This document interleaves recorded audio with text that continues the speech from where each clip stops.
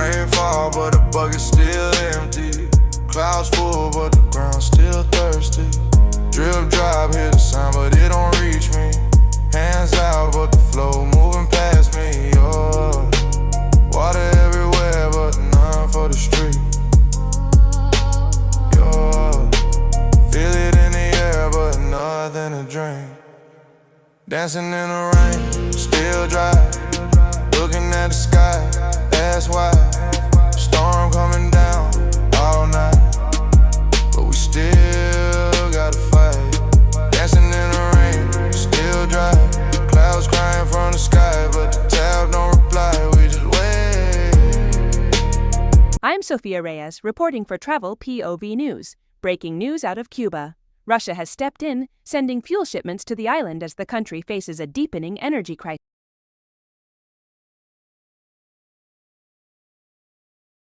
According to recent reports, multiple tankers carrying oil and gas are now on their way to Cuba, marking one of the first major fuel deliveries in weeks. The shipments are expected to provide temporary relief as the country continues to face widespread blackouts and severe fuel shortages. In addition to fuel shipments, a growing international humanitarian response is now underway in Cuba. Countries and organizations are stepping in to deliver essential supplies as the crisis continues to impact millions of people across the island.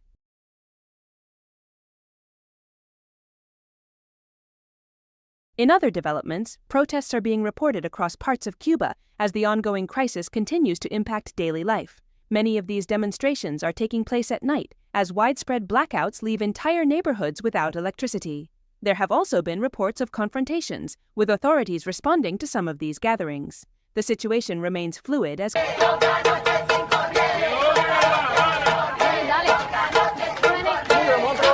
Y mañana madrugamos igual. Y la comida en la nevera. Todo se va a echar a perder. Ahí vienen, míralo. Que vengan, estamos tranquilos. Tranquilo, pero... Cuba is currently facing one of its most severe crises in decades. Across the island, blackouts are lasting for hours each day, with some areas experiencing outages for more than half the day. This has affected nearly every part of daily life, including transportation, food distribution, and access to basic services.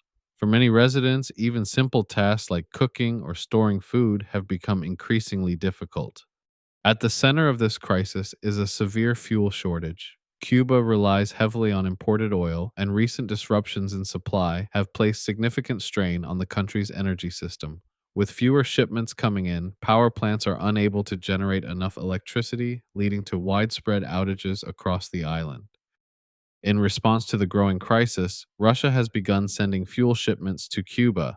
These shipments are expected to provide temporary relief, helping restore some electricity and stabilize key services. However, experts warn that this is only a short-term solution and does not address the deeper structural challenges facing the country.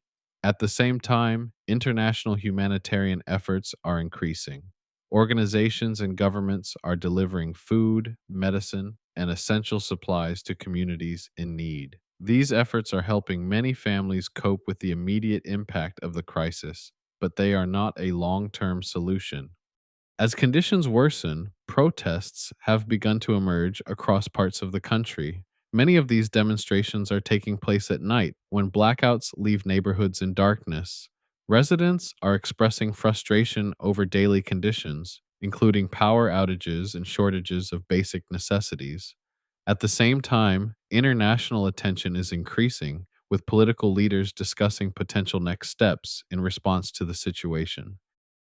All right, so now that you've seen everything that's going on, this situation in Cuba is actually deeper than most people realize. A lot of people just see headlines, but they don't understand what daily life really looks like right now. Now, on the surface, it might look like things are starting to improve. You hear about fuel coming in, you see humanitarian aid arriving, but when you really break it down, that's not solving the core issue. These are temporary fixes. They might help for a few days, maybe even a few weeks. But the system itself is still struggling, and until that gets addressed, people are going to keep dealing with the same problems. Think about what that actually looks like on a daily basis. You wake up and there's no power, no AC, no fan, no way to keep your food cold. People have to plan their entire day around electricity schedules, and even then, it's not guaranteed. Food goes bad. People can't cook properly. businesses struggle to stay open, and it's not just inconvenient, it changes how people live day to day. Then you look at transportation. Fuel shortages don't just affect cars, they affect everything. Buses, taxis, deliveries, all of that slows down or stops completely. So now people can't even move around the way they normally would. Getting to work becomes harder. Getting food becomes harder. Everything starts to slow down. And when you put all of that together, you start to see the economic pressure. When businesses can't operate normally, money stops flowing. People who depend on daily income are hit the hardest. So now it's not just about electricity, it's about survival. It's about how people are going to take care of themselves and their families. And that's where the protests come in. When people feel like their daily life is getting harder and harder, eventually they speak up. A lot of these protests are not about one single issue. It's frustration building up over time. Power outages, shortages, daily struggles, all of that adds up. Now you've got other countries getting involved. Russia sending fuel, humanitarian aid coming in from different places, and the US watching closely and talking about next steps. So now this situation is bigger than just Cuba. It's becoming something the whole world is paying attention to.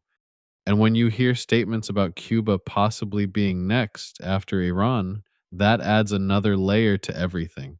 Because now you're not just dealing with a crisis, you're dealing with potential political moves. And depending on what happens next, that could change things even more. And this is where I think a lot of people get it wrong. What you see online is only part of the story. You might see clips here and there, but that doesn't always show the full picture. The real situation is what people are dealing with every single day. And that's something you only truly understand when you're there. And that's exactly why I've been thinking about going back to Cuba. Not just because of everything that's going on, but also because I actually enjoy being out there. I'm not a news reporter. I'm not trying to act like one. But when you've been somewhere, met people, built real connections, you pay attention differently. I've got friends out there, people I've spent time with. So yeah, I want to check on them and see how they're doing. And at the same time, I'm going to enjoy myself too. That's just the truth. Now, for me, the biggest concern is transportation, making sure I can get to and from the airport and move around when I need to. Because once you're there, you realize things don't always move how you expect. Fuel shortages can slow everything down. Getting a ride isn't always guaranteed. So that's something I really have to think about. The power outages, I can deal with that. I've already experienced it. You adapt. Bike carriers, carriages, walking, you figure it out. But transportation is going to be the key. If I can move around, I'm good. And if I do go back, yeah, I'm not just showing up empty-handed.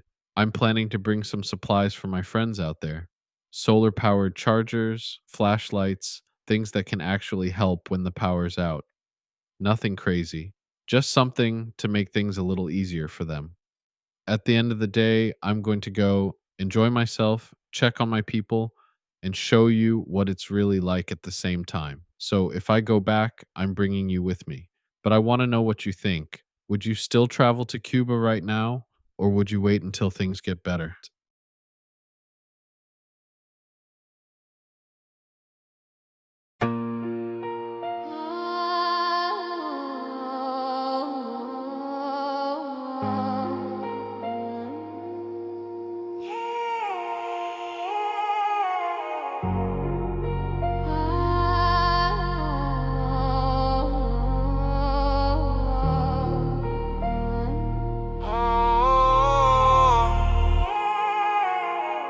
Rainfall, but the bucket's still empty. Clouds full, but the ground's still thirsty. Drip drop, hear the sound, but it don't reach me. Hands out, but the flow moving past me. Oh, water everywhere, but none for the street.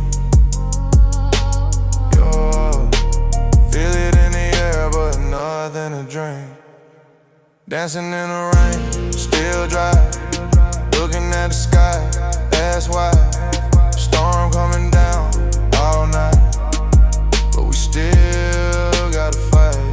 Dancing in the rain, still dry. Clouds crying from the sky, but the tab don't reply. We just wait. We